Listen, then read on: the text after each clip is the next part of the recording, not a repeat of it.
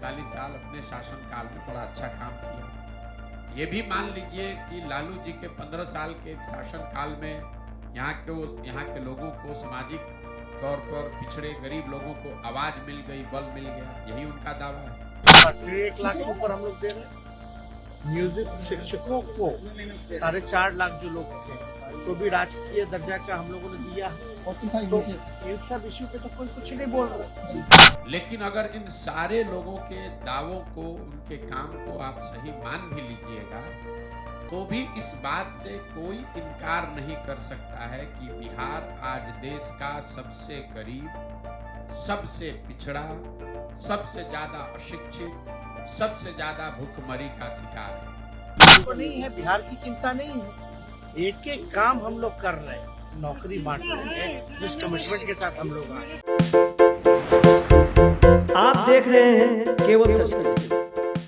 बिहार के उप मुख्यमंत्री तेजस्वी यादव का दावा है कि बिहार में बीते 6 महीने में युवाओं को 10 लाख नौकरी दे दी गई और राज्य में बहुत ही तेजी से विकास हो रहा है। तेजस्वी के इस दावे के बारे में सोमवार को जब पत्रकारों ने जन स्वराज के सूत्रधार प्रशांत किशोर से पूछा तो उन्होंने पोल खोलते हुए 2 टूक जवाब दिया। प्रशांत किशोर ने कहा कि तेजस्वी यादव की जितनी विद्वता है, जितनी समझ है, उतना ही तो बोलेंगे। जिस आदमी को यही नहीं पता कि जीडीपी होता क्या है, खड़े होकर कैमरे के सामने कहा कि देश में सबसे ज्यादा जीडीपी बिहार की है। यही होता है कि आपने जब जीवन में खुद पढ़ाई लिखाई नहीं की, जब आपकी खुद की समझ नहीं है तो ऐसे ही बोलेंगे।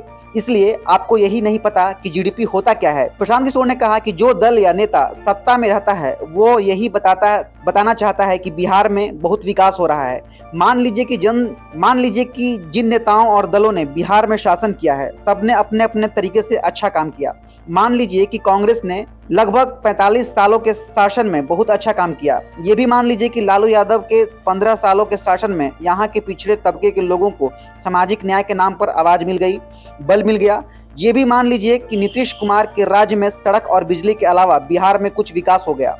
सुनिए प्रशांत किशोर ने आगे और क्या कहा। पर लगाते हैं कि बिहार की बदहाली के लिए कौन जिम्मेवार है। जो भी दल सत्ता में नेता रहता है वो यही बताता है कि बिहार में बहुत विकास हो रहा है। जन स्वराज अभियान के तहत हम लोग बिल्कुल उल्टी बात बता रहे हैं। मान लीजिए कि जिन नेताओं ने, जिन दलों ने भी बिहार में शासन किया है, सब ने अपने तरीके से अच्छा काम किया। यही तो लोग दावा करते हैं कि हम बहुत अच्छा काम किए हैं। तो मान लिया जाए कि कांग्रेस ने यहाँ 40-45 साल अपने शासनकाल में बड़ा अच्छा काम किया। ये भी मान लीजिए कि लालू जी के 15 साल के शासनकाल में यहाँ के लोगों को सामाजिक तौर पर पिछड़े गरीब लोगों को आवाज मिल गई, बल मिल गया, यही उनका दावा है। ये भी मान लिया जाए कि नीतीश कुमार के राज में सड़क बिजली बन गई, बिहार में कुछ विकास हो गया, सामाजिक न्याय संग विकास का उनका नारा को सही मान लिया जाए।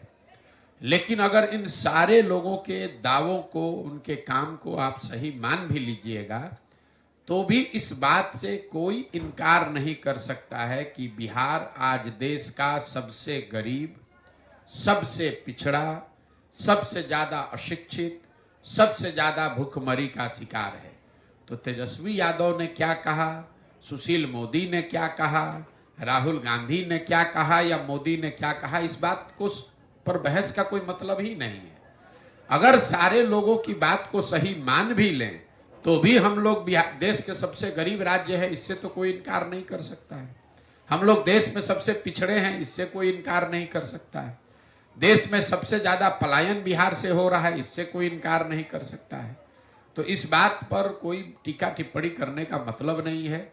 और तेजस्वी यादव की जितनी विद्वता है, जितनी समझ है, उतना ही तो बोलेंगे। जिस आदमी को यही नहीं पता है कि जीडीपी होता क्या है, खड़े होकर कैमरे पर उस व्यक्ति ने कहा कि देश में सबसे ज्यादा जीडीपी तो बिहार का है।